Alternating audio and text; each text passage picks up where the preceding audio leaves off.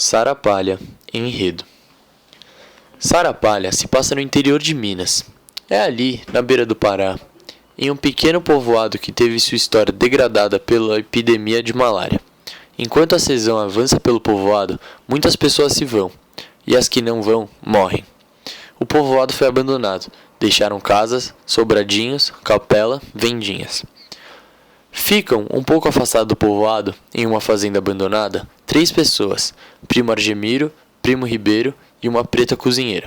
Os primos, como mortos-vivos, não podem mais trabalhar, prejudicados pela maleita. Um certo dia, os 2 primos à beira do rio começam a conversar sobre o passado, ambos com a impressão de que seu tempo havia terminado. Primo Ribeiro começa a falar sobre sua mulher, Luísa, que após 3 anos de casamento, com a chegada da doença, fugiu com outro homem. Primo Argemiro, considerado irmão por Ribeiro, tentou fazê-la voltar, mas não adiantou. Argemiro lembra do momento em que Luísa fugiu. Se tivesse confessado seu amor para a mulher de seu primo, talvez ele tivesse fugido com Luísa, mas já lhe faltava coragem. No mínimo, agora ela pensava que Argemiro era um frouxo. Primo Argemiro começa a se sentir mal. Primo Ribeiro não se cansa de falar que o primo era como um irmão, e Argemiro decide confessar seu segredo. Argemiro confessa que também amava Luísa, que também sofreu com sua ida e que havia ido morar com Ribeiro para ficar junto de sua amada. Ribeiro, mesmo doente, fica com tanta raiva e expulsa o primo da fazenda. Ribeiro sentiu esse segredo como uma picada de cobra e só conseguia repetir para Argemiro sumir de sua fazenda. A confissão acaba com a profunda amizade dos 2 primos.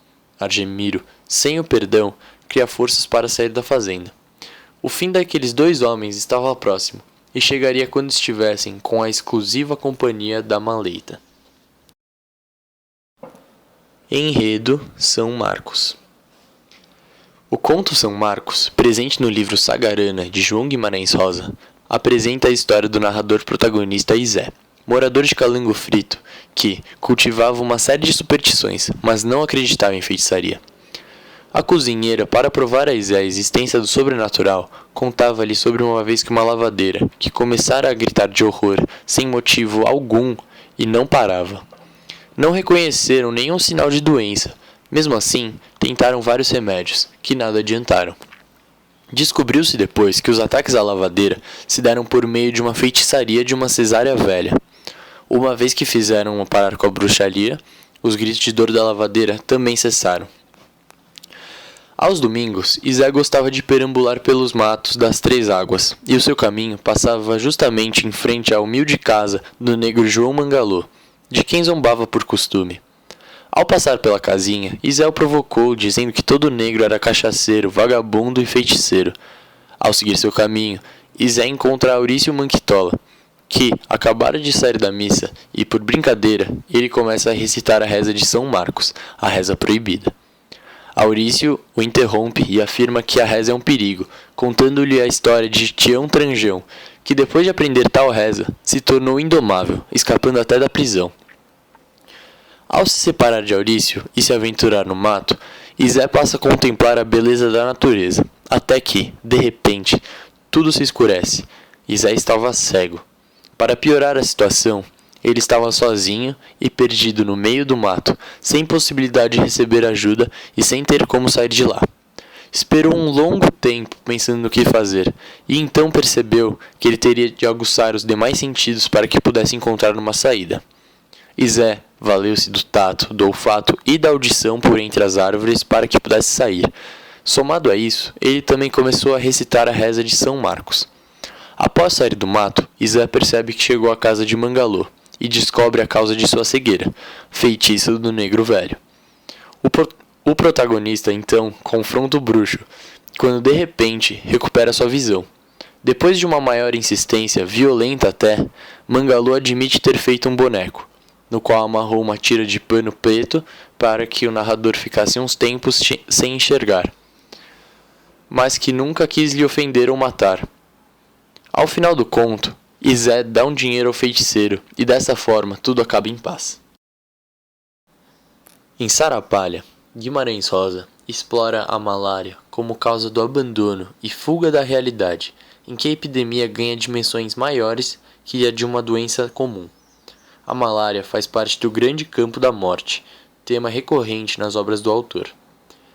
Além disso, o tema do amor, a amizade entre os primos, o sentimento que eles têm em relação a Luísa também é muito presente. A força do sentimento é retratada principalmente no fato de que Argemiro não deixa a fazenda, mesmo com a ida de sua amada, e fica junto com seu primo, que está à beira da morte. Temas. No conto em questão, Guimarães Rosa explora ao máximo o canto das palavras, isto é, a sonoridade que essas apresentam. O autor também valoriza todos os sentidos e não apenas a visão. Rosa elege os sentidos como uma forma superior de conhecimento, visto que é devido ao sensorial que Zé consegue sair do mato, mesmo que cego. No conto, não há culto pela lógica. Como o próprio autor já mencionou, a lógica, prezado amigo, é a força com a qual o homem algum dia haverá de se matar. Em São Marcos, se esclarece que a inclinação de Rosa para o místico e o sobrenatural não tende para nenhuma religião específica, senão que venera qualquer crença que transporte o homem para além de sua dimensão material e finita. Todos os contos contam com uma leitura ritmada, baseada nos elementos naturais da realidade retratada, como por exemplo, o ritmo da boiada, o que ajuda a transmitir para o leitor a experiência regional. Outro ponto em comum é a moralidade presente em cada um dos contos, remetendo ao gênero literário das fábulas, trazendo o misticismo para a própria construção da obra. Assim, reencontramos no materialismo da linguagem. Essa marca de oralidade que discorre entre os contos cria uma linha tênue entre a realidade e o mito. Exemplo do conto Farrapalha, no qual a realidade retratada é tão próxima da realidade do Brasil da época que leva o leitor a pensar que é uma história real. A presença do animal também é recorrente em Sagarana, principalmente retratado na forma de objeto de análise da existência humana, como se o animal fosse capaz de entender a suposta complexidade humana, a travessia, e o ser humano, não, análogo ao que Graciliano Ramos fez em Vidas Secas, ou Carlos Drummond de Andrade, em Claro Enigma, exaltando de forma crítica e irônica o animal, com característica marcante a irracionalidade se sobressaindo ao ser humano, privado de razão e capacitado de análise crítica e existencial. João Guimarães Rosa é uma das principais figuras do regionalismo brasileiro, o que caracteriza sua lealdade à linguagem popular. Porém, a marca de sua obra é a recriação da linguagem de maneira que essa possa transmitir a universalização da temática abordada.